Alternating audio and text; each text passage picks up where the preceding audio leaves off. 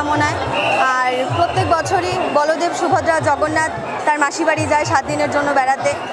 তো এই উৎসবটি প্রত্যেক বছরই প্রত্যেকটি মন্দির থেকেই মোটামুটি পালন করা হয়। আর আমরা সবসময়ই চাই আমাদের পৃথিবীতে শান্তি থাকুক, আমরা যাতে আমাদের ধর্মটাকে সুন্দর করে উদযাপন করতে পারি প্রত্যেকটা অনুষ্ঠান।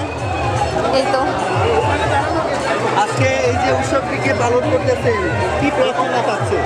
ভগবানের কাছে এটাই প্রার্থনা যেন আমরা বাংলাদেশের শান্তি, সুষ্ঠুভাবে, শৃঙ্খলাভাবে আমরা বসবাস করতে পারি, ধর্ম বর্ণ নির্বিশেষে। এইটাই হলো ভগবানের কাছে কামনা। ভালো লাগছে, কিন্তু কেন পালন করা হয় আইডিয়া নেই। আজকে আমাদের সনাতন ধর্মের রথযাত্রা, তো সেই উপলক্ষে আর কি এই আয়োজন। তো এর জন্য এত অনুষ্ঠান, এত আয়োজন করা হয়েছে। এটা মা দুর্গার সাজ,